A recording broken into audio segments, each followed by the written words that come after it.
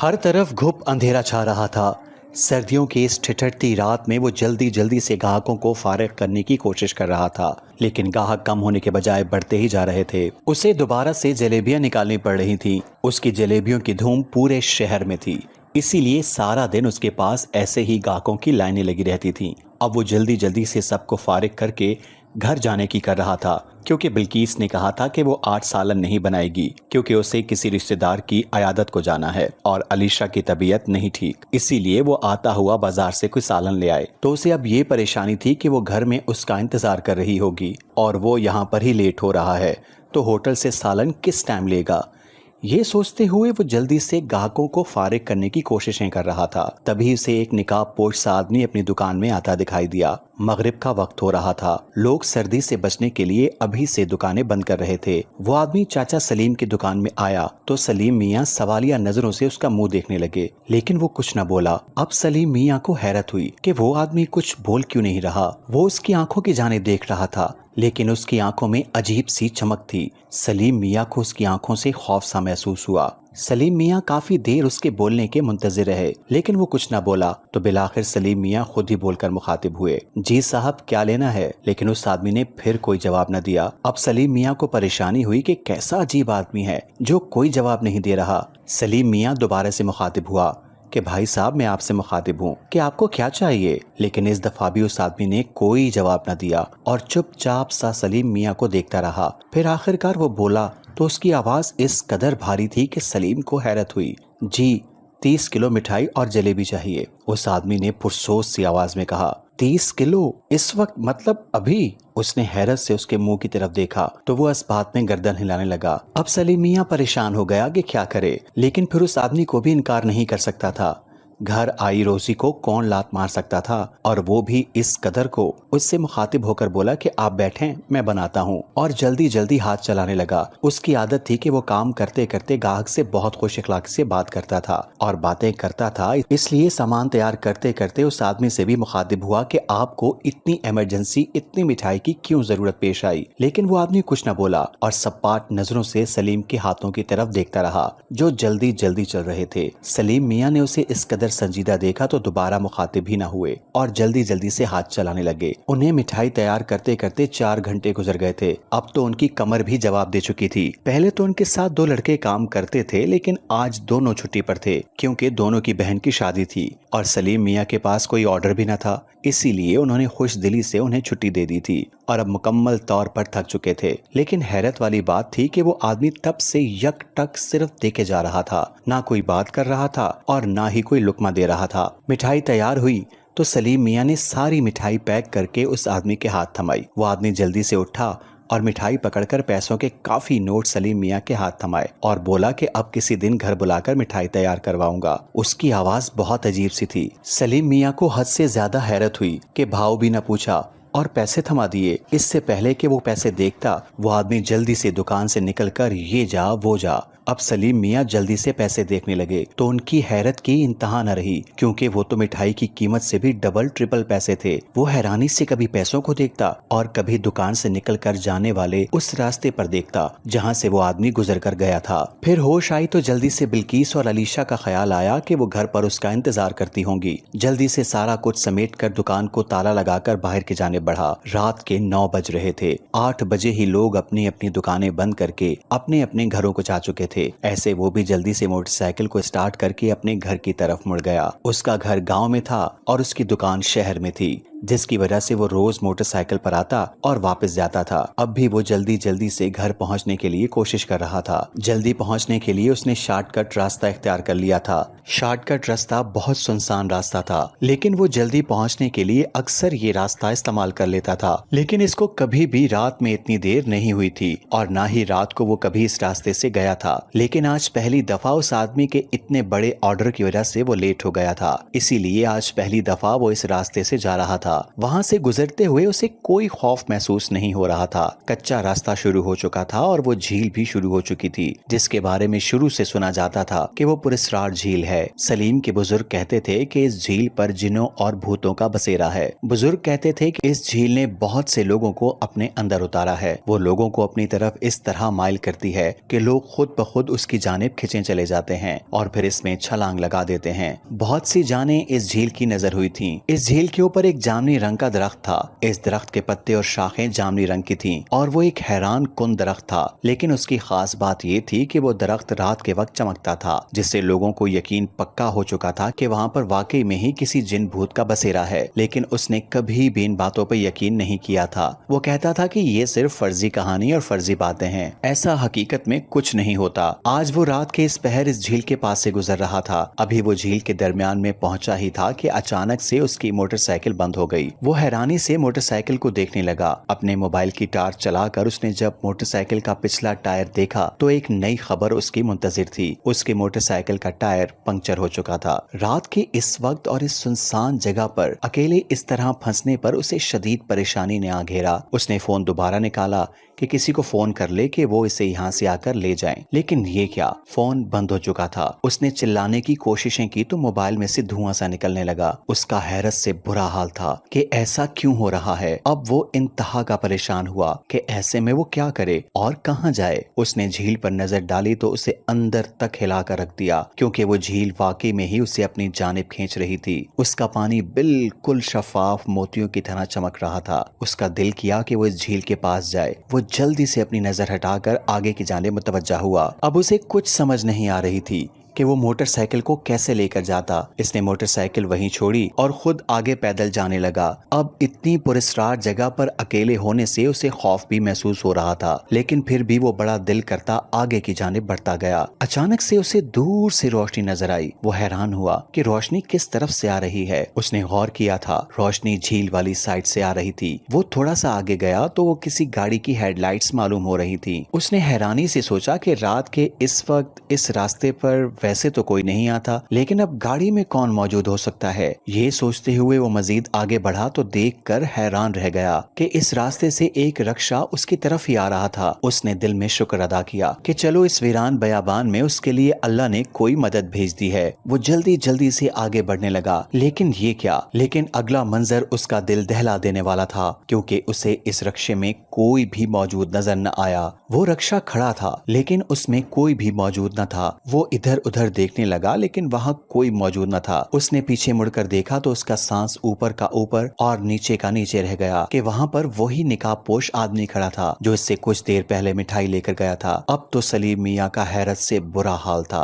वो इससे बेहद खौफजदा हुआ, क्योंकि उसे लगा कि वो इसे पैसे देकर अब लूटने आया है। वो कांपती हुई आवाज में बोला कि आपने कहीं जाना है, लेकिन वो आदमी फिर कुछ न बोला और सलीम को रक्शे में बैठने का इशारा करके खुद भी रक्शे में बैठ गया। लेकिन सलीम मियाँ वहीं खड़ा खौफजदा होता रहा कि न जाने कैसा अजीब सा इंसान है। उसे वहाँ खड़ा देखकर वो आदमी दोबारा से बाहर आया और सलीम का हाथ पकड़कर उसे खींचकर रक्शे में ले गया। सलीम मियाँ अगर चीखता तो जानता था कि वहाँ कोई न था जो उसकी मदद को आता, इसलिए उसने खामोश रहने में ही आफियत समझी और दिल में दुआ करने लगा कि अल्लाह उसे खैर आफियत से उसके मकाम पर पहुँचा दे। वो आदमी इसके साथ कोई वारदात न करे। जब वो काफी देर रक्षा चलाकर जाता रहा तो आखिर उससे रहा न गया और बोला कि तुम जो कुछ लेना चाहते हो ले लो, लेकिन मुझे जाने दो। उसकी बात सुनकर वो आदमी कुछ न बोला। काफी देर गुजर गई। अब सलीम मियाँ के पास दुआओं के अलावा कुछ न था। तभी सलीम मियाँ को अपने सर में दर्द सा होता दिखाई दिया और कुछ ही देर में वो आंखें मूंदे होशो हवास से बेगाना हो गया।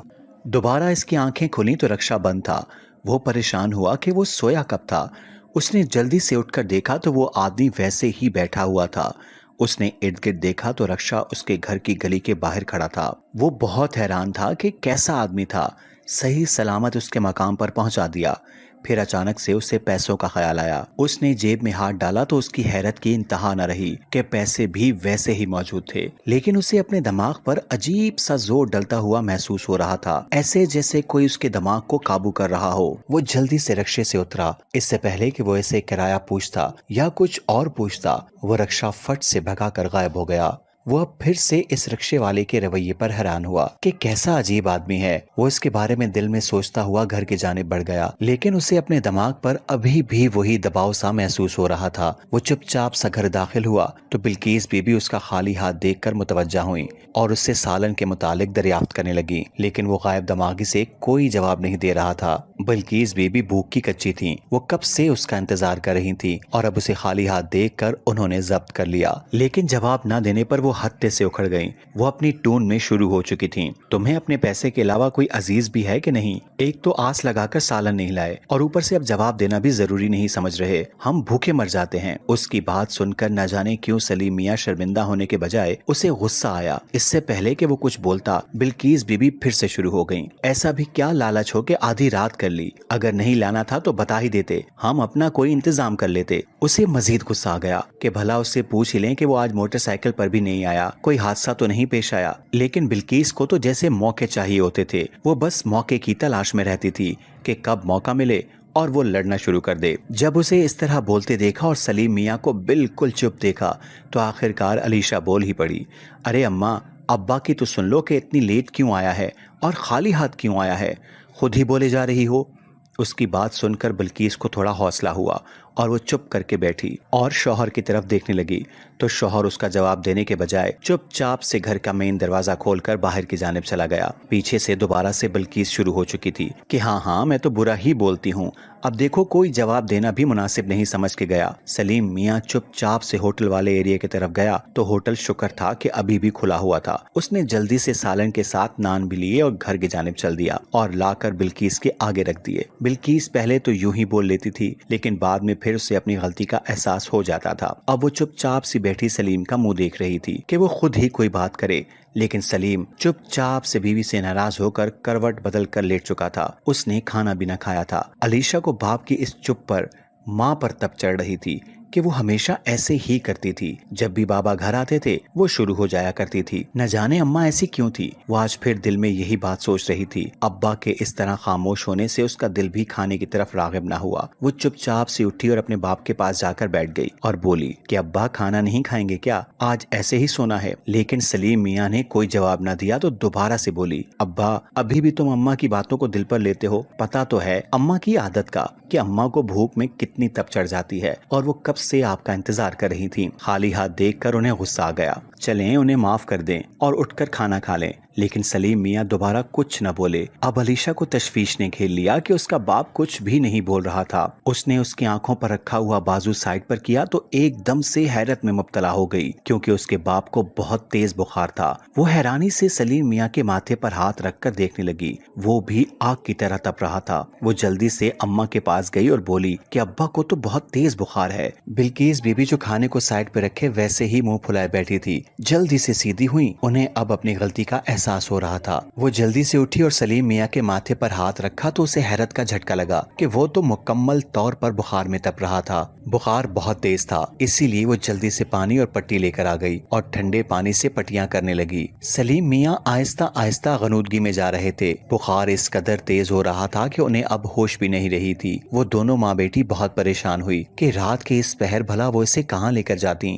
बिल्किस ने अलीशा को भेजा कि अपने चाचा को बताए और कहे कि डॉक्टर को बुला लाए, तो वो भी रात के वक्त जल्दी से चाचा के घर गई और जोर जोर से दरवाजा खटखटाया। चाचा परेशान हुआ कि न जाने क्या हो गया है, तो अलीशा ने परेशानी से सारी बात बताई कि कैसे कैसे अब्बा को इतना तेज बुखार है और बहुत सी पट्टियां की हैं, लेकिन बुखार कम होने का नाम नहीं ले रहा, मजीद बढ़ता ही जा रहा है और अब तो वो बुखार की वजह से बेहोश हो चुके हैं। तो उसका चचा जल्दी से पास मौजूद डॉक्टर को ले आए। डॉक्टर ने सुकून आवर अद्वियात दी। सारी रात वो माँ बेटी बैठी देखती रही। सलीम का बुखार फजर की अजान के वक्त जाकर कुछ कम हुआ। अलीशा ने गौर किया कि बाबा रात मोटरसाइकिल भी घर नहीं लेकर आए थे, तो बिल्किस का ध्यान भी उसी तरफ गया। अब तो उसे परेशानी ने घेर लिया था कि न जाने क्या हुआ है जो इस कदर बुखार में तप रहा है और मोटरसाइकिल भी नहीं लेकर आया। फजर के बाद सलीम मियाँ को होश आया तो उसने हैरानगी से इधर उधर देखा। उसे पहचान ही नहीं हो रही थी कि वो कहाँ पर है। वो जल्दी से उठ बैठा और बोला कि मुझे अपने घर जाना है। उसकी बात सुनकर बिल्किस और अलीशा के औसान खता हो गए कि वो कैसी बातें कर रहा था।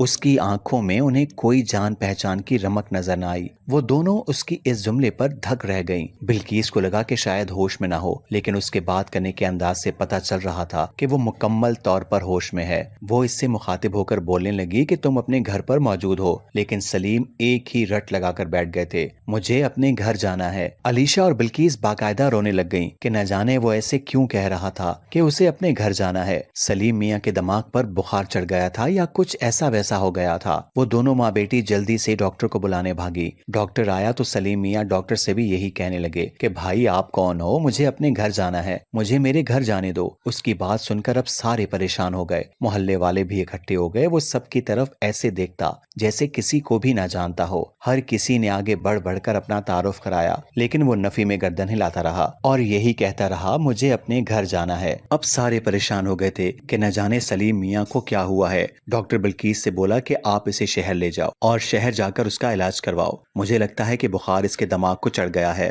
जिसकी वजह से उसे कुछ याद नहीं आ रहा। तो बिल्किस बीबी परेशान हो गई कि वो इसे कैसे शहर लेकर जाएं। फिर सलीम मियाँ का भाई ही उन्हें लेकर शहर गया, लेकिन सलीम मियाँ किसी के हाथ नहीं आ रहे थे। हर किसी को यही कह रहे थे कि उन्हें यहाँ से जाने दें। वो अपने भाई की तरफ देखकर गुस्से से बोले कि न जाने तुम कौन हो और मुझे कहाँ ले आए हो, मुझे मेरी दुनिया में जाने दो। सब बहुत हैरत में मुब्तला थे कि उसकी न जाने कौन सी दुनिया है जिसका वो जिक्र कर रहा है। डॉक्टर्स ने उसका मुकम्मल चेकअप किया, उसकी सारी रिपोर्ट्स की, लेकिन सारा कुछ नॉर्मल आया। कोई भी बीमारी और कोई दिमाग पर बुखार चढ़ने की रिपोर्ट न मिल सकी। लेकिन डॉक्टर बहुत हैरान हुए कि अगर ऐसी बात है तो फिर ये आदमी जानबूझकर कर रहा है। लेकिन उसके अहलो अयाल वाले कह रहे थे कि वो बहुत अच्छा इंसान था, वो ऐसी हरकत जानबूझकर नहीं कर सकता। लेकिन डॉक्टरों ने मुकम्मल तौर पर जवाब दे दिया और बोले कि बगैर बीमारी के हम इसका कोई इलाज नहीं कर सकते। हाँ, कुछ अद्वियात ऐसे दे देते हैं कि जिससे ये खाएगा तो नींद में चला जाएगा, ऐसी जिद नहीं करेगा, लेकिन हमारे पास इसका कोई इलाज नहीं है क्योंकि इसको कोई बीमारी ही नहीं है। डॉक्टर्स की बात सुनकर बिल्किस बीबी मजीद परेशान हो गई और उसे वापस घर ले आई। उसने डॉक्टर की दी हुई गोली इसे खिला दी,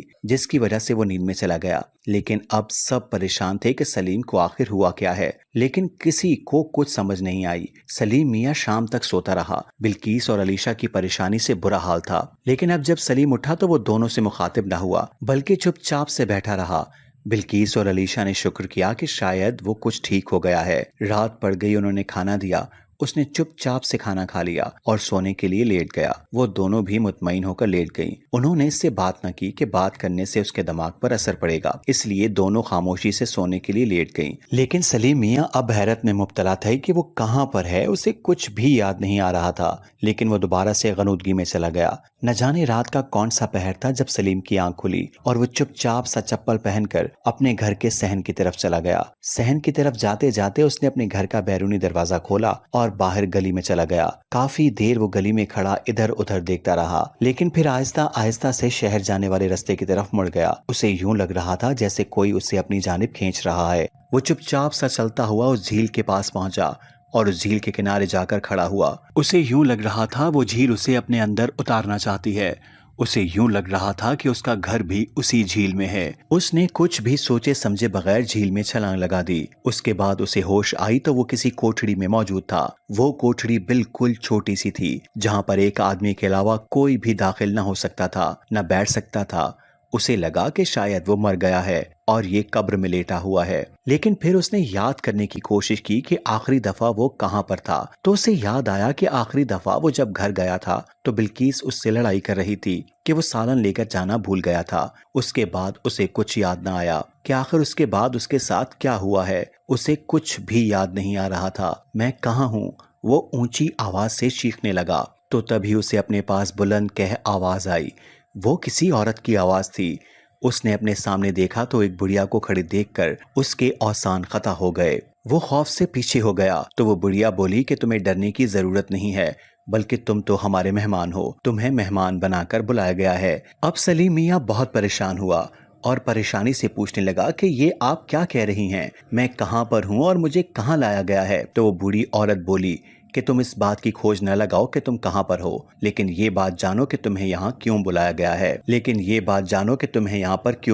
है। तो सलीम मियाँ परेशान हो गया और बोला कि बताएं कि मुझे यहाँ क्यों बुलाया गया है। तो वो बूढ़ी औरत बोली कि हमारे सरदार का हुक्म था कि तुम्हें यहाँ पर लेकर आएं, इसीलिए हम तुम्हें यहाँ पर लेकर आए हैं। अब तुम झील के अंदर मौजूद हो।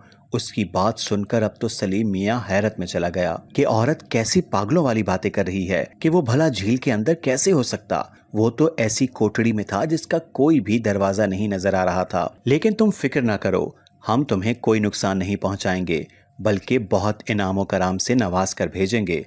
उसकी बात सुनकर सलीम मियाँ परेशान हुए और बोला कि न जाने तुम कौन हो, क्या बात कर रही हो, मुझे तुम्हारी कुछ समझ नहीं आ रही। तो वो औरत मुस्कुराकर बोल दी कि कुछ ही देर में तुम्हें मेरी सारी बातें समझ आने लग जाएंगी। ये कहते हुए वो वहां से गायब हो गई। सलीम मियाँ दिल में दुआएं कर रहा था कि न जाने वो कहाँ फंस गया है। उसे सोच सोच कर हैरानी हो रही थी कि वो यहाँ पहुंचा कैसे। उसने बहुत याद करने की कोशिश की, लेकिन आखिरी दफा उसे यही याद आया कि वो बिल्किस के साथ लड़ाई के बाद लेट गया था। उसके बाद उसे कोई बात याद नहीं आ रही थी। वो यहाँ कैसे पहुंचा? क्या वो उसे घर से अगवा करके लाए थे, या उसके साथ कोई हादसा हुआ है? वो परेशानी से सोचने लगा। तभी उसकी आंखों के आगे अंधेरा छाया और वो दोबारा होशो हवास से बेगाना हो गया। दोबारा उसकी आंख खुली तो वो एक सुनसान जगह पर पड़ा हुआ था। वो ऐसी सुनसान जगह देखकर खौफजदा हुआ। अब उसे समझ नहीं आ रही थी कि वो कहाँ पर है। उसने इर्द गिर्द का जायजा लिया तो थोड़ा थोड़ा उसके जहन में उस जगह का नक्शा मिलने लगा। उसने उठने की कोशिश की, लेकिन उससे उठा न गया। उसने गर्दन मोड़ के पीछे देखा तो पीछे देखकर दंग रह गया कि वो इस झील के पास पड़ा हुआ था। अब उसे हैरानी इस बात पर हो रही थी कि वो इस झील पर कैसे पहुंचा। उससे पहले कोठड़ी में औरत से होने वाली कोई बात याद न आई। उसे फिर आखिरी दफा यही याद आया कि वो बिल्किस के साथ झगड़ा कर रहा था। उसके बाद वो सो गया था। इससे पहले और इसके बाद की कोई बात जहन में नहीं आ रही थी। अब वो हकीकी मायनों में परेशान हुआ कि वो इस झील के पास कैसे पहुंचा। उसने उठने की बहुत कोशिश की, लेकिन अब उससे उठा भी नहीं जा रहा था। उसने मदद के लिए पुकारने के लिए बोलने की कोशिश की, लेकिन ये क्या, उसकी जबान भी गंग हो चुकी थी। वो परेशानी से सोच रहा था कि उसके साथ क्या हो रहा है। तो उसने देखा सामने से 5-6 बुर्का नुमा औरतें उसकी जानिब आ रही थीं। उनके साथ 2-3 मर्द भी थे। मर्दों ने भी अपने चेहरे मुकम्मल तौर पर ढांपे हुए थे। उसे थोड़ी तसल्ली हुई कि शायद उसकी मदद को कोई आया है। वो इसके करीब आए तो उसकी हैरत की इंतहा न रही कि वो अब सही सलामत उठ गया। वो उठकर बैठा और उनसे मुखातिब होकर बोला कि आप लोग कौन हो और मैं कहाँ पर हूँ। तो उनमें से एक मर्द बोला कि हम आपको ये नहीं बता सकते कि आप कहाँ पर हैं, लेकिन हमें आपको लेने के लिए भेजा गया है। तो वो मजीद परेशान हो गया कि न जाने कौन से लोगों में वो आ गया था और अब लेकर जाने वाले थे। उस आदमी ने अभी सलीम का हाथ पकड़ लिया और बोला कि मेरे साथ चलो। अब सलीम वहां से भागने की कोशिश करता तो उसे रास्ते का भी पता नहीं था, और अगर वो उन्हें इनकार करता तो चाहे वो उसे कोई नुकसान पहुंचा देते। इसीलिए उसने अल्लाह का नाम लेकर उनके साथ चलना शुरू कर दिया। वो लोग उसे लेकर झील के किनारे पहुंचे तो देखते ही देखते सब ने झील में छलांग लगा दी। लेकिन ये क्या, जैसे ही झील में छलांग लगाई वो नीचे जमीन पर आकर खड़े हो गए। सलीम को तो हैरत के झटके लग रहे थे। वो कोई सुनसान सी जगह थी और वो लोग सलीम को पकड़े चलते जा रहे थे। वो बयाबान जंगल में से होते हुए न जाने कहां कहां जा रहे थे। वहां पर सिर्फ उस झील की और उस दरख्त से फूटने वाली रोशनी से ही रोशनी हो रही थी। आगे जाकर उस दरख्त की रोशनी खत्म हुई तो अंधेरा छाने लगा। लेकिन उस आदमी ने इतनी जोर से उसका हाथ पकड़ा हुआ था कि सलीम को लग रहा था कि उसकी उंगलियां टूट जाएंगी। वो चलता चलता थक चुका था, लेकिन न जाने वो लोग क्यों नहीं रुक रहे थे। वो एक ट्रांस की कैफियत से चले जा रहे थे। जब वो थक गया तो आखिर उससे रहा न गया। तो वो एक आदमी से मुखातिब होकर बोला कि भाई और कितनी दूर लेकर जाओगे मुझसे तो अब चला भी नहीं जा रहा। तो उस आदमी ने मुंह की तरफ इशारा करके कहा कि खामोश रहो। तो सलीम खामोश हो गया। उसे अब रह रह कर अपना घर याद आ रहा था, अपनी बीवी और बेटी याद आ रही थी। न जाने वो किस हाल में होंगी और ये लोग उसे न जाने कहां लेकर जा रहे थे। थोड़ी दूर बाद उसे रोशनियों से चमकता दमकता एक महल दिखाई दिया। वो इस महल को देखकर हैरत में मुब्तला हो गया। उसने सोचा कि शायद जंगलों में रहने वाली कोई कौम है जो उसे ले आई है, लेकिन इस महल को देखकर अब उसे ऐसा कुछ भी नहीं लग रहा था, बल्कि वो महल तो यूं चमक दमक रहा था जैसे वहां पर कोई शादी हो। वो चलता हुआ इस महल में पहुंचा तो उस महल के लोगों को देखकर उसकी हैरत की इंतहा न रही। हर कोई बड़की मलबूसात पहने हुए था और वो महल इस कदर खूबसूरत था कि उसकी आंखें उसको देखकर फटी की फटी रह गईं। सामने तख्तो ताज सजा हुआ था। उस पर एक आदमी ताज पहने बैठा हुआ था। उसे महल में दाखिल होते देखकर वो इसके पास आया और झुककर अदब से सलाम किया। वो इतनी हैरत से उसकी तरफ देखने लगा कि इतने बड़े महल में बैठा हुआ आदमी उसके आगे अदब से झुक रहा है। इससे पहले कि वो कोई सवाल करता, वो आदमी खुद ही इससे मुखातिब होकर बोला कि मैं अपनी दुनिया में आपको खुशामदीद कहता हूँ। उसकी बात सुनकर सलीम को हैरत हुई कि इसकी दुनिया क्या कोई अलग दुनिया थी। वो आदमी इसकी नासमझी वाले चेहरे देखते हुए बोला कि आपको अपनी इस दुनिया में खुशामदीद कहता हूँ।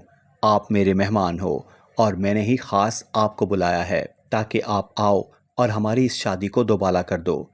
सलीम को कुछ समझ नहीं आ रही थी कि वो क्या कह रहे थे। उस आदमी ने अपने पास खड़ी एक चमकते दमकते कपड़ों वाली लड़की को इशारा किया कि इसे कमरे में ले जाओ। तो वो लड़की उसे इशारे से अपने साथ ले गई। कमरे में गया तो वहां पर कोई कढ़ाई और जलेबियों का सारा सामान देखकर वो हैरत में मुब्तला हुआ। तो वो लड़की कहने लगी कि अभी आप आराम फरमाएं।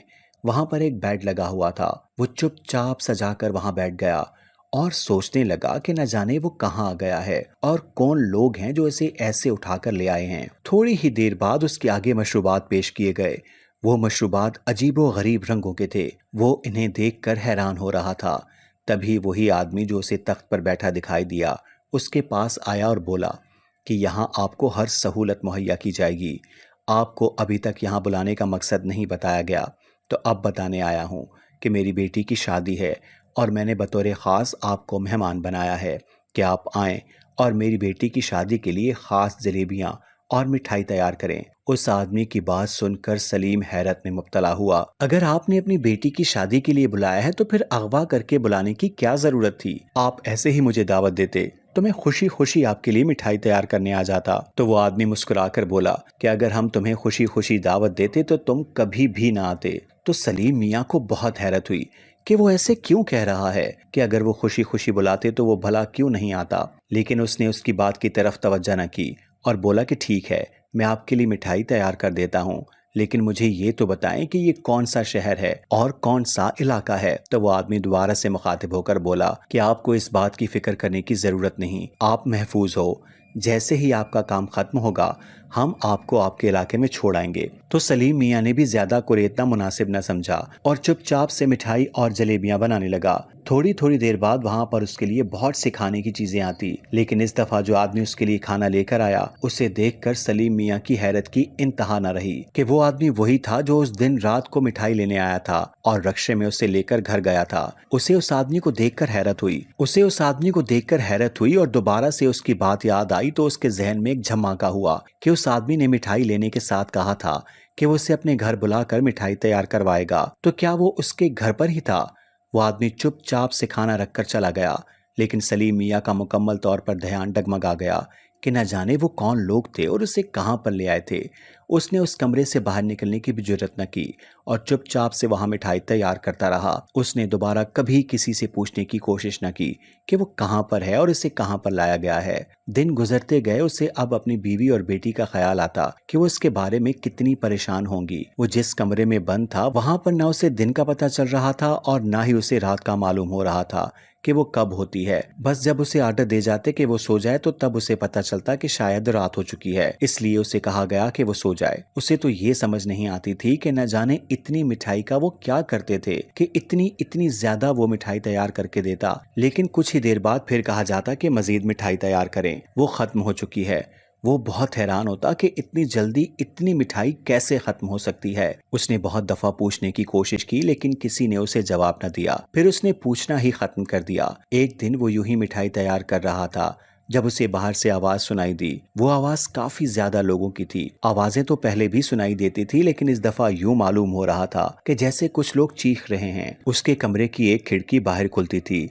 जिससे बाहर का सारा नजारा नजर आता था, लेकिन कभी भी वो इस खिड़की में नहीं गया था। तो तजस्सुस के हाथों मजबूर होकर वो इस खिड़की में गया तो वहां पर एक दुल्हन नुमा सरापे में तैयार लड़की बैठी हुई थी और साथ में एक लड़का जो कि शक्लो सूरत से बहुत बदसूरत मालूम हो रहा था वो बैठा हुआ था। दुल्हन का चूंकि चेहरा छुपा हुआ था इसीलिए वो ये जान न सका कि दुल्हन कैसी थी। तभी वहां पर उनका कोई आदमी उन दोनों का हाथ आपस में मिलाकर शायद उनका निकाह करवा रहा था। सलीम मियाँ ने तुक्का लगाया, लेकिन ये एक ऐसा निकाह था जिसमें ना मौलवी कुछ कह रहा था, बस उन दोनों का हाथ आपस में मिला रहा था। तभी उसे खिड़की से एक आदमी अंदर आता दिखाई दिया। वो सर झटक कर जल्दी से आकर अपनी जगह पर बैठ गया और दोबारा से मिठाई तैयार करने लगा। वो आदमी कमरे में आया और मिठाई लेकर चला गया, लेकिन सलीम मियाँ यही सोचता रहा कि न जाने वो कहाँ पर मौजूद है और ये कैसे लोग हैं। थोड़ी देर बाद एक लड़की वहां आई तो उससे रहा न गया और तजस्सुस के हाथों मजबूर होकर उससे पूछने लगा कि बाहर क्या हो रहा है। तो उस लड़की ने बताया कि शहंशाह जिन्नात की बेटी का निकाह हो रहा है।